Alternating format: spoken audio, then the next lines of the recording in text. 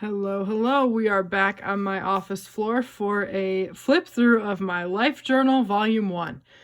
The reason I have that tone is because I did a Life Journal flip of my Volume 2, but never the first one. And also I did a flip through of my first K-pop journal, but not my second one. So, we're just gonna knock out some videos today, and I'm gonna film this flip through and then that flip through. So, honestly, I might have published this a while ago and then deleted it, but we're back. So here we are. Okay.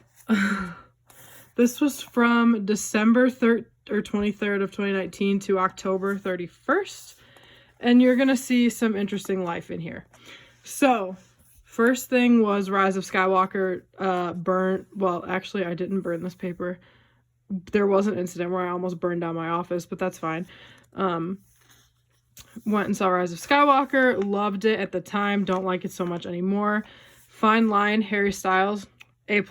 This album, I think, was his better one of the two because it was more cohesive than his self-titled, but I loved just the blues and the pinks that I used. And then, because I was obsessed with Rise of Skywalker, I was obsessed with Adam Driver. So I went through and watched all of Adam Driver's films, including the terrible ones. Yep. I think my favorite, I either did this in order or like what my favorites were. My favorite one was BlacKkKlansman, I think, and then I don't remember the other one, but I loved BlacKkKlansman. I loved Silence. Silence was very good. And then I had seen What If when I was in London. Oh, and then he did another one, but it's not on here, called, I don't remember what it was called, though, but it was really good.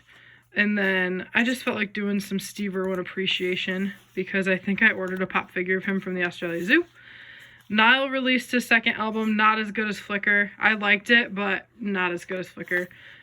Alright, guys, here we go. This is when my life changed. I watched Crash Landing on You for the first time. I think it was March of 2020 because I was home for COVID. I didn't put a date on here and I should have, because then Then I just went crazy. So Crash Landing, King Eternal Monarch, Something in the Rain. Did not finish Something in the Rain. I could not stand her mother.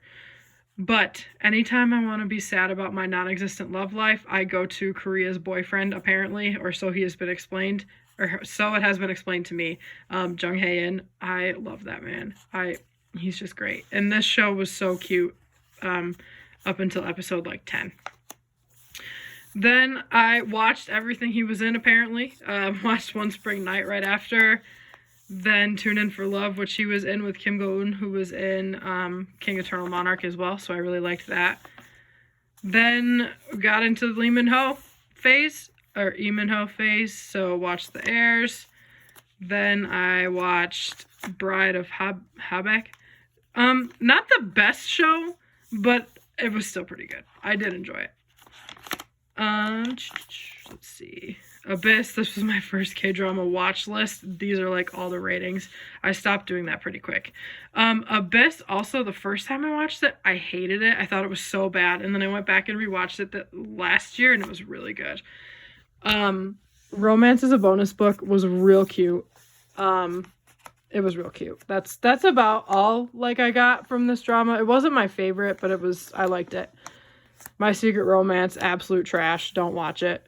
The King Eternal Monarch finale. This was the first drama I watched as it was airing, and like this show, guys, the way they did the ending was so good and made so much sense, and I loved it. I loved it so much. Then I watched Tempted because Udo Hwan, I think his name was in King Eternal, and I really like him. Then I did the Koreadathon. I think I only got through these two because I still have not read In Order to Live yet, but they were really good.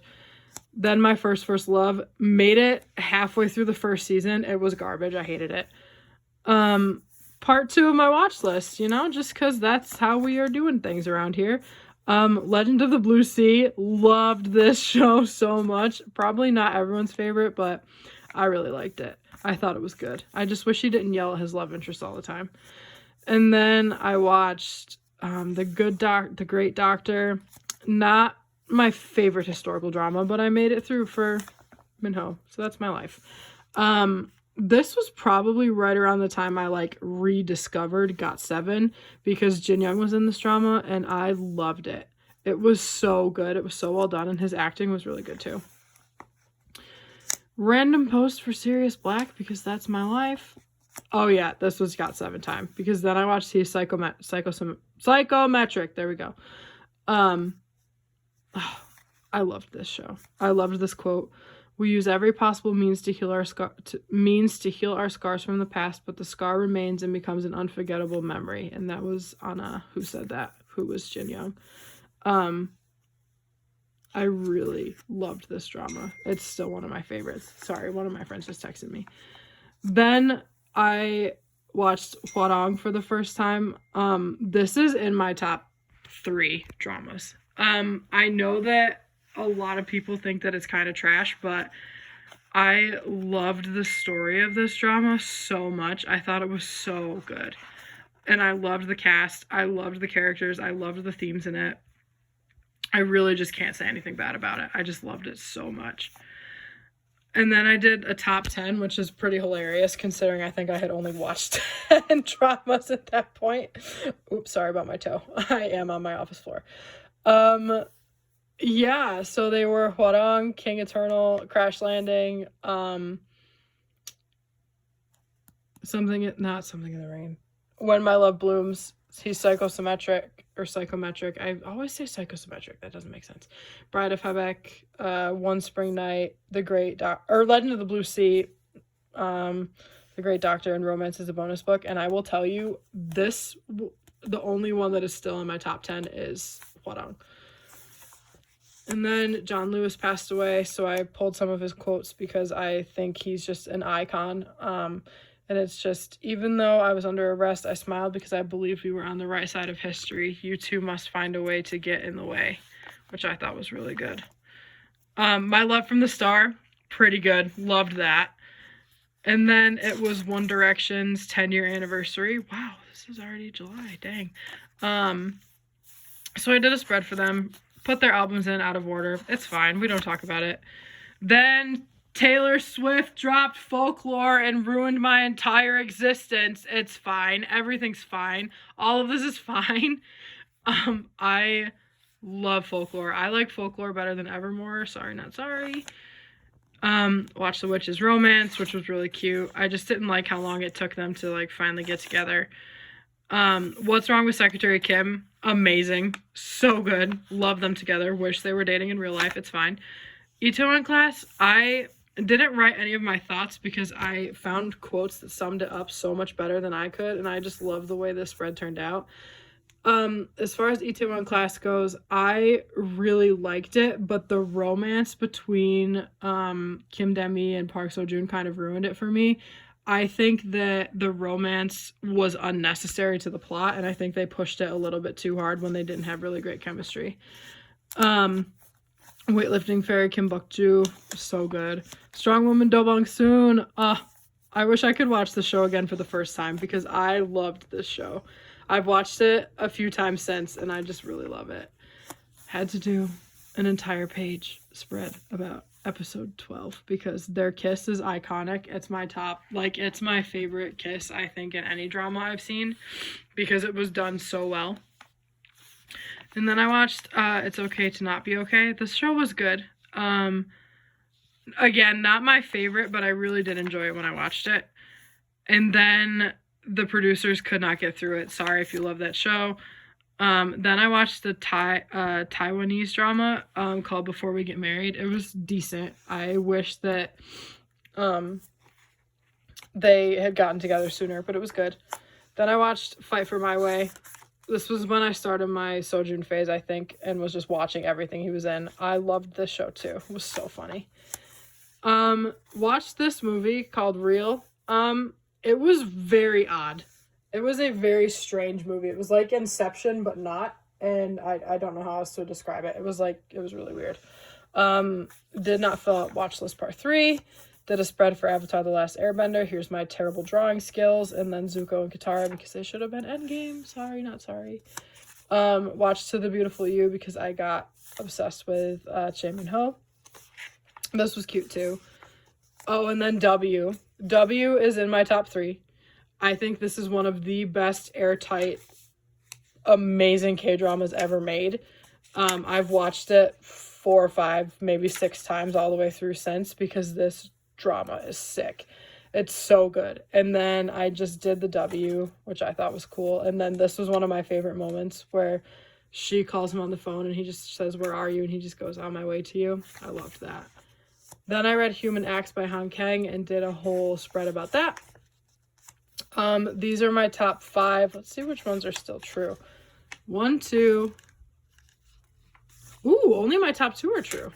Interesting. Didn't finish Kill Me, Heal Me because I just couldn't. Then Chadwick Boseman passed away, which was really hard on me. No one was expecting it. No one was prepared for that. But then at my school, I was able to do like an assembly about him, which was really cool. Watched the Thai Boy Love Show because I got sucked in by those fan-made music video things. Did not want that to happen, but I did it anyway. Celebrating Lady Diana. Then I watched Goblin. Amazing. So good. Descendants of the Sun immediately became my favorite drama. It is literally my favorite drama to this day. It will never not be. There is nothing that can take this show and change it and be any better than this for me. I love this show. And then Tomorrow with You, also in my top 10, I think. I loved this show. They had great chemistry together. They did a really good job pretending to be, or like acting that they were married. And then When the Weather is Fine, I also loved this drama. This was my first drama that So Kang-joon was in. And I really love him. I think he's really talented. And I've watched this a couple times since too. And I also own the book of it because I'm that guy. And then Record of Youth, not a great ending, not my favorite. Was okay. And then to fill out the journal, I did a Pride and Prejudice spread. And then a spread about The Notebook because I'm whipped for some romance. And then I did a whole, I've rediscovered Bruce Springsteen. I've loved Bruce Springsteen for years. I just forgot because I think I was so consumed with like K-pop and stuff. I just forgot how much I love Bruce Springsteen. So I did like a whole thing for him. And then I think this might have been one of the last, I think the last spread in this journal was Are You Human? Because again, So Kang-joon was in it and I just loved him. And then I kind of did like a 2020 review. My top dramas were these 5. These 2 are no longer on. These are still my top 3 to this day. Top albums. Did not listen to a lot of albums last year, but I got into K-pop hardcore.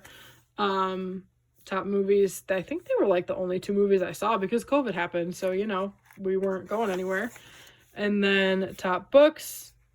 And then I just did a reflection page with Minho and Jin.